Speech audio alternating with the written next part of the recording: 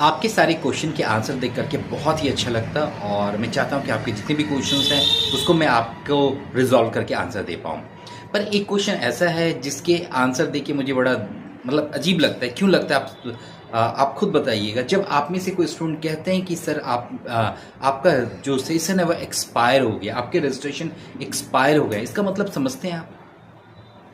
Registration expire हो गया है और आपके सारे पेपर क्लियर हैं, प्रोजेक्ट नहीं सबमिट हो पाया। क्यों नहीं किया आपने सबमिट? आपको पता है रजिस्ट्रेशन एक्सपायर होने के बाद आप सबमिट नहीं कर सकते हैं।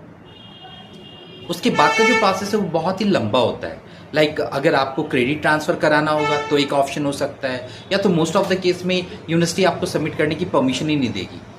इसका मतलब ये हुआ कि आपने सारा वर्क किया, सारी थ्योरी एग्ज़ाम दिए, सारे प्रैक्टिकल एग्ज़ाम दिए, सारी फी दी, सारे पेपर क्लियर किए, लेकिन आप टाइमलाइन के अंदर आपने सिनॉप्सिस और प्रोजेक्ट सबमिट नहीं किया। इसकी वजह से आपकी डिग्री कंप्लीट नहीं हुई। क्यों नहीं किया आपने सबमिट? हो सकती है बहुत सारे रीज़न होंगे। बहुत सारे स्टूडेंट का तो ये कहना है कि सर मुझे पता ही नहीं चला कि हमारे प्रोग्राम में प्रोजेक्ट भी है, तो एक रीज़न है। पर ये भी क्यों नहीं पता चला? आपको पता चलना चाहिए था ना, क्योंकि अब अगर सेशन आपका एक्सपायर हो गया, रजिस्ट्रेशन आपका एक्सपायर हो गया, तो आपके पास कोई ऑप्शन नहीं बच रहा है। एक ऑप्शन होता है क्रेडिट ट्रांसफ़र का, वो भी उसके लिए भी आपको रीजनल सेंटर कॉन्टेक्ट करना होगा, फीस सबमिट करनी होगी अगेन, तब जाके होता है। तो अब ये आप बिल्कुल ध्यान से समझिए कि जिनके भी प्रोग्राम में सिनॉप्सिस या प्रोजेक्ट है, उनको टाइमलाइन में आपको सबमिट करना ही करना है। अभी सिनॉप्सिस सबमिशन प्रोसेस में है, आपको हर हाल में सितंबर एंड तक सबमिट कर देना चाहिए सिनॉप्सिस। अगर आपको कोई परेशानी हो रही है सिनॉप्सिस बनाने में, टॉपिक सेलेक्ट करने में, प्रोग्राम चूज करने में, पूछिए ना, मैं आंसर तो देता हूँ।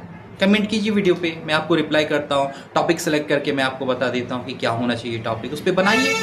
या नहीं बन पा रहा है तो हमारे एंड से भी सपोर्ट ले सकते हैं। लेकिन कुल मिला के ये बात है कि आपको एटलीस्ट सबमिट तो करना है, क्योंकि सिर्फ एक प्रोग्राम की वजह से, एक प्रोजेक्ट की वजह से अगर आपकी डिग्री रुक जा रही है तो ये तो अच्छा नहीं है ना।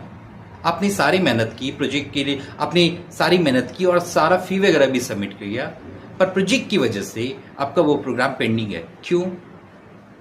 इमीडिएटली सबमिट कीजिए अपने सिनॉप्सिस, और कोई क्वेरी आप कांटेक्ट करके पूछ सकते हैं या आप कमेंट भी कर सकते हैं, मैं रिप्लाई करूंगा, ठीक है।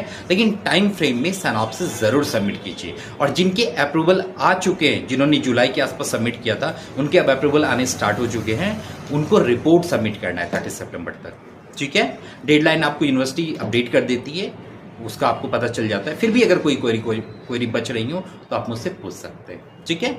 All the best.